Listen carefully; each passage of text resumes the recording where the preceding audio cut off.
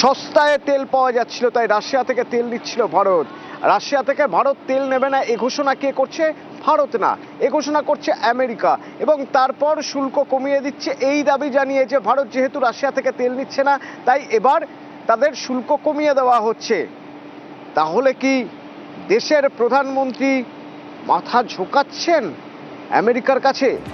অন্তত পার্লামেন্টে বিরোধীরা সে কথাই বলছেন। সেই কথা বলেই বিরোধীরা পার্লামেন্টে হই হট্টগোল শুরু করে দিয়েছেন। পার্লামেন্টের কি অবস্থা আজ? এই যখন 18% শুল্ক কমিয়ে 18% করা হলো, তা নিয়ে যখন পার্লামেন্টে কি বক্তব্য বিরোধীদের একবার শুনবো। আমার সঙ্গে মৈত্রেয়ী রয়েছেন। মৈত্রেয়ী,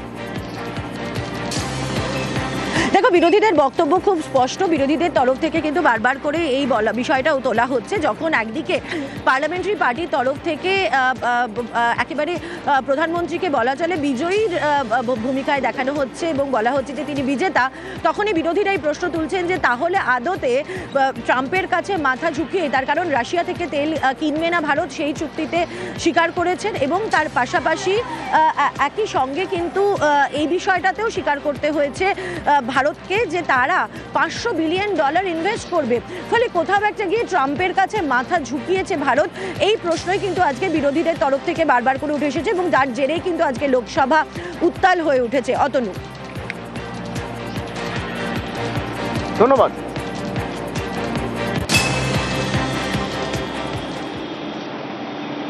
আন্তর্জাতিক খবর থেকে এবার একটু জাতীয় স্তরে আসা যাক, বা বলা ভালো রাজ্য রাজনীতির খবরে আসা যাক। যখন অমিত শাহ এ রাজ্যে এলেন, এসে দেখা গেল তার গলায় বামেদের প্রশংসা, তুলনা টেনে আনছেন এখনকার সময়ের থেকে বামেদের সময়।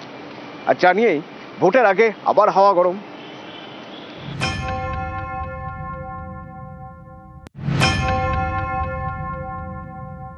ममता दीदी, आपसे तो वो कम्युनिस्ट अच्छे थे, आपने तो पूरा बंटाधार कर।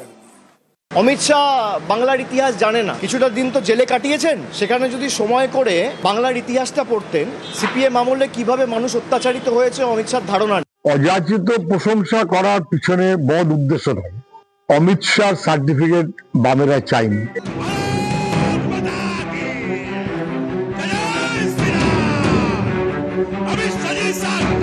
বঙ্গ রাজনীতিতে গেরুয়া শিবিরের বিচরণ সেই জনসংঘের আমল থেকে। তারপর হাতে গোনা কয়েকজন সাংসদ বিধায়ক পেয়েছে বিজেপি। ছবিটা বদলে যায় 2019-এর লোকসভা ভোট থেকে। 2 থেকে বেড়ে 18 হয় বিজেপি। অনেকের মতে বামের ভোট রামে যাওয়াতেই বিজেপির এমন উত্থান হয়েছিল। ভোটের ফলেও তা স্পষ্ট। 2016-র বিধানসভা ভোটে বামেরা পায় 25.7% ভোট। 19-এ যা কমে হয় 7.5% ভোট, অর্থাৎ বামেদের ভোট কমে প্রায় 18%। আর 19-এ কংগ্রেসের কমেছিল প্রায় 7% ভোট। দুদল মিলিয়ে ভোট কমে প্রায় 25%, আর 16-র তুলনায় 19-এ বিজেপির ভোট বাড়ে প্রায় 30%। ভোটের এই অঙ্কে স্পষ্ট বামেদের ভোট গেছে বিজেপির ঘরে। পর্যবেক্ষকদের একাংশের মতে 21-এর বিধানসভা ভোটে কিন্তু বাম ভোট সেভাবে রামে যায়নি। ভোটের ফলও সে কথাই বলছে। 19-এর তুলনায় 21-এ বিজেপির ভোট কমে প্রায় 2%, তৃণমূলের বাড়ে প্রায় 4%। বাম এবং কংগ্রেসের ভোট কমে 2% করে, অর্থাৎ মিলিতভাবে 4%। পর্যবেক্ষকদের মতে বাম কংগ্রেসের এই 4% ভোটের বেশিরভাগটাই গেছে তৃণমূলে। ফলে 19-এর তুলনায় 21-এ তৃণমূলের ভোট বেড়েছে আর বিজেপির কমেছে। 21-এর এই অঙ্ককে মাথায় রেখেই কি 26-এর ভোটের আগে বামেদের বার্তা দিলেন অমিত শাহ, যাতে 19-এর মতো 26-এও বাম ভোট ভালো মতো রামে টানা যায়।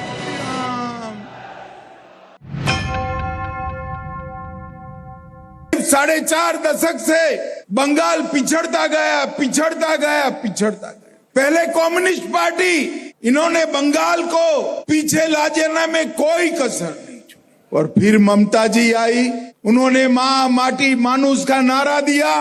ममता दीदी, आपसे तो वो कम्युनिस्ट अच्छे थे, आपने तो पूरा बंटाधार कर।